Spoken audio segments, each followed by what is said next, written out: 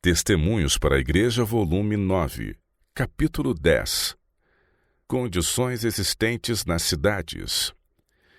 O aumento constante da maldade obstinada está produzindo intenso e quase generalizado senso de culpa nos habitantes das cidades. Predomina atualmente uma epidemia de crimes que abate o coração dos homens sensatos e tementes a Deus. A corrupção dominante está além da capacidade humana de descrevê-la. Cada dia traz novas revelações de dissensões, corrupção e fraude que campeia na política. Cada dia traz seu doloroso contingente de violências e infrações da lei, de indiferença para com o sofrimento humano, de brutal e diabólico extermínio da vida humana. Cada dia é testemunha do aumento da insanidade, dos homicídios e suicídios. As cidades modernas estão se transformando rapidamente em Sodomas e Gomorras. Numerosos são os dias de folga. As ondas da agitação e do prazer desviam milhares de pessoas dos austeros deveres da vida. Os esportes enervantes, o teatro, as corridas de cavalos, os jogos de azar, as bebidas e as orgias despertam ao máximo todas as paixões. Os jovens são envolvidos pela onda popular. Os que se deixam dominar pelas diversões abrem a porta para um dilúvio de tentações. Dedicam-se a divertimentos sociais e a irrefletida hilaridade. Passam de uma a outra forma de dissipação, até perderem tanto desejo como a capacidade de viver de maneira útil. Esfriam as aspirações religiosas, debilita-se a vida espiritual. As mais nobres faculdades, tudo quanto liga o homem ao mundo espiritual, tornam-se envelhecidas. Sob a influência de coligações patronais e em consequência de sindicatos e greves, as condições de vida nas cidades pioram constantemente.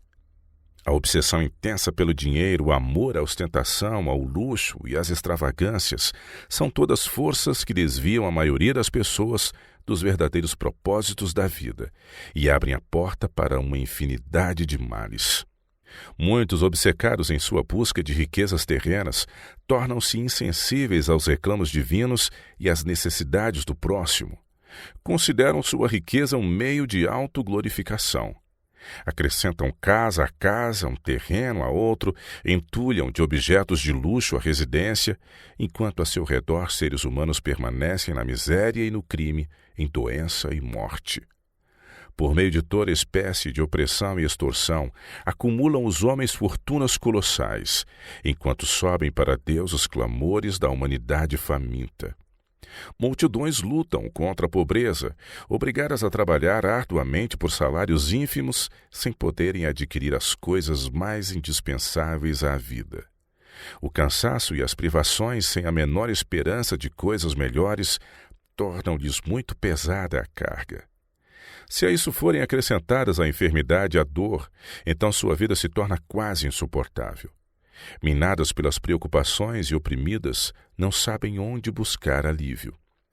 As Escrituras descrevem as condições em que se encontrará o mundo às vésperas da segunda vinda de Cristo.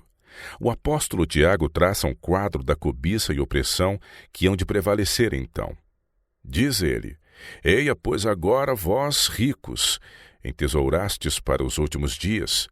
Eis que o jornal dos trabalhadores que ceifaram as vossas terras e que por vós foi diminuído, clama.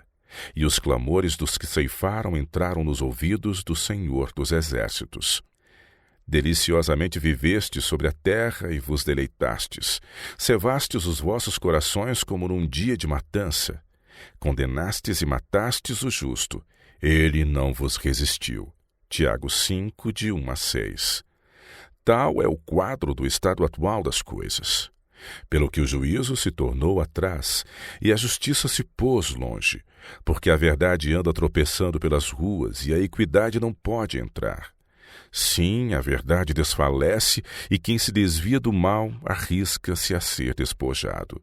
Isaías 59, 14 e 15.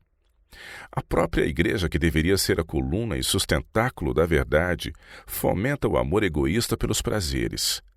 Para a obtenção de dinheiro para fins religiosos, a que meio recorrem muitas igrejas? Bazares, comidas, quermesses e até a rifas e coisas semelhantes. Frequentemente, o lugar consagrado para o culto divino é profanado por festanças em que se come, bebe, compra e vende e as pessoas se divertem. Dessa forma, desaparece na mente dos jovens o respeito à casa de Deus e a seu culto. Enfraquece o domínio próprio. O egoísmo, o apetite e o amor à ostentação são estimulados e fortalecidos com a prática. De tempos em tempos tem o Senhor revelado o seu modo de proceder. Ao sobrevir uma crise, ele se tem revelado interposto para impedir a execução dos planos de Satanás. Muitas vezes permitiu que nações, famílias, indivíduos chegassem a uma crise a fim de que a sua intervenção fosse notória. Então tornou manifesto que há um Deus em Israel que mantém a sua lei e vindica o seu povo. No mundo antediluviano, empregavam os homens todo tipo de recursos imagináveis e processos engenhosos para anular a lei de Jeová. Rejeitavam-lhe a autoridade porque lhes dificultava os planos. Tal como foi nos dias anteriores ao dilúvio, está iminente o momento em que o Senhor irá revelar a sua onipotência. Neste tempo de generalizada iniquidade, devemos reconhecer que a última grande crise está próxima. Quando o desafio à lei de Deus for quase universal, quando seu povo for oprimido e afligido por seus semelhantes, então o Senhor intervirá. Satanás não dorme, está bem desperto para evitar que se cumpra a firme palavra da profecia. Com sua astúcia e poder enganador, esforça-se para contrafazer a vontade de Deus revelada expressamente em sua palavra. Durante anos, Satanás tem estado a dominar a mente dos homens por meio de enganos sutis que ideou para substituírem a verdade. Neste tempo de perigo, os que praticam o bem no temor de Deus lhe glorificam o nome repetindo as palavras de Davi. Já é tempo de operares, ó Senhor, pois eles têm quebrantado a tua lei. Salmos 119, 126. Os juízos divinos sobre as nossas cidades. Estando eu em Loma Linda, Califórnia, em 16 de abril de 1906, uma cena assombrosíssima me foi revelada. Numa visão noturna estava eu numa elevação de onde via as casas sacudidas como o vento sacode o junco. Os edifícios grandes e pequenos eram derrubados. Os locais de recreação, teatros, hotéis e mansões suntuosas eram sacudidos e arrasados. Muitas vidas eram destruídas e os lamentos dos feridos e aterrorizados enchiam o espaço. Os anjos destruidores enviados por Deus estavam atuando. A um simples toque, os edifícios tão solidamente construídos que os homens os consideravam à prova de qualquer perigo ficavam reduzidos a um montão de escombros. Nenhuma segurança havia em parte alguma. Pessoalmente, eu não me sentia em perigo, mas não posso descrever as cenas terríveis que me foram apresentadas. Parecia que a paciência divina se havia esgotado e tinha chegado o dia do juízo. O anjo que estava ao meu lado me disse então que poucas pessoas reconhecem a maldade imperante no mundo atual, especialmente nas grandes cidades. Declarou que o Senhor determinou um dia em que a sua ira castigará os transgressores pelo persistente menosprezo da sua lei. Conquanto terrível, a cena que me foi revelada não me causou tanta impressão quanto as instruções que recebi nessa ocasião.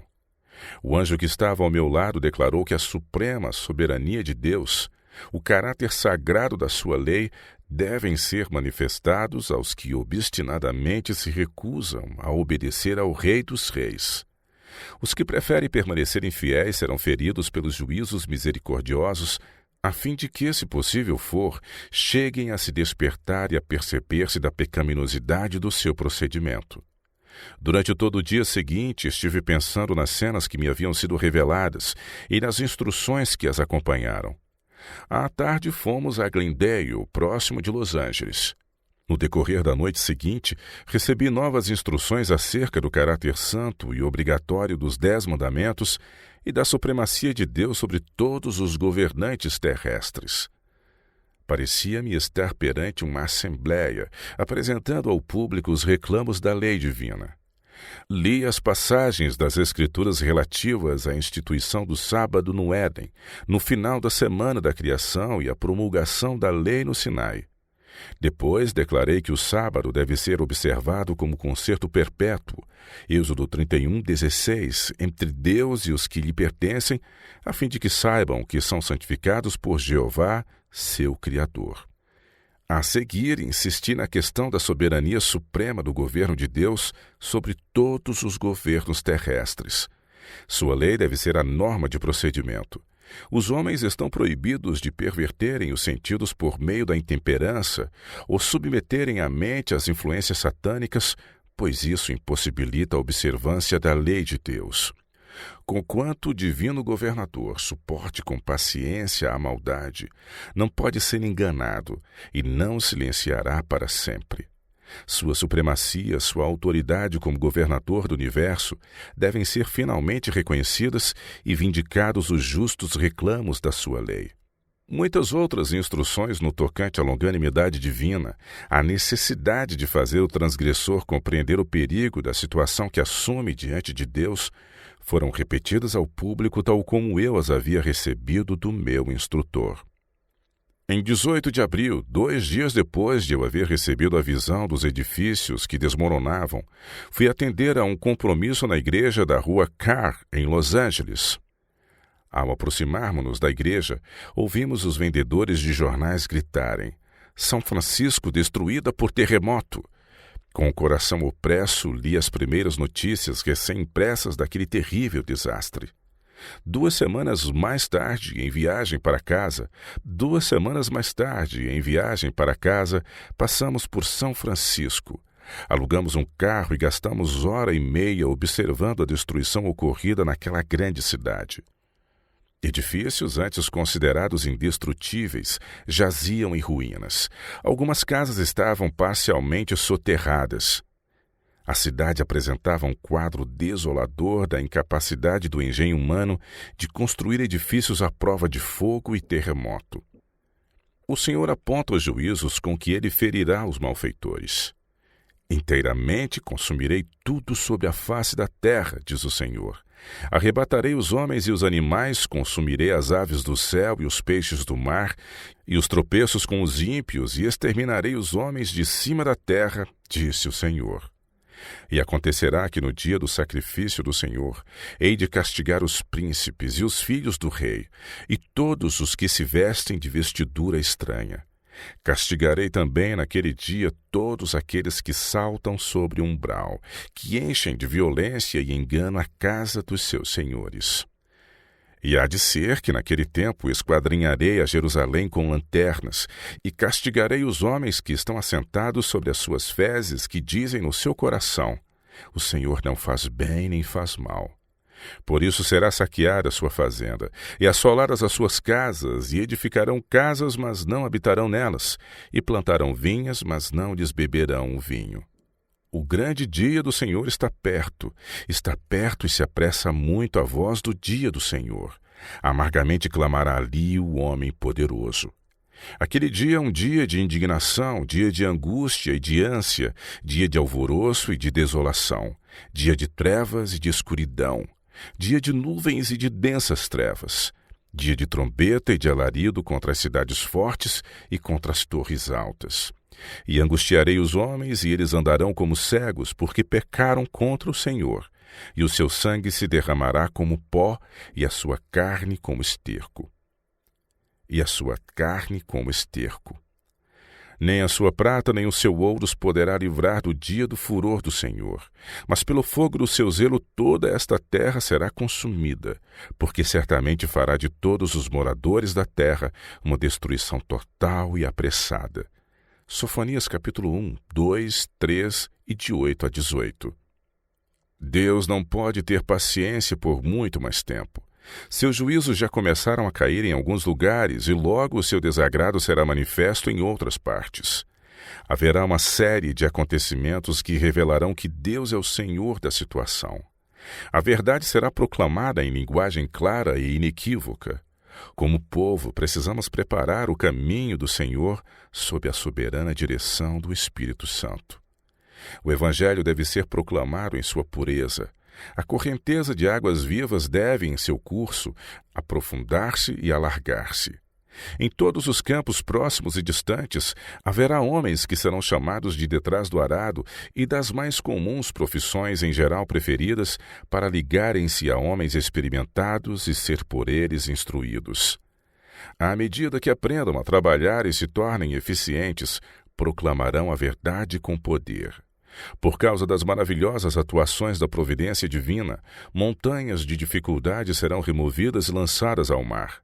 A mensagem que tanta importância tem para os habitantes da terra será ouvida e compreendida. Os homens discernirão a verdade. A obra progredirá mais e mais até que a terra inteira seja advertida, então virá o fim.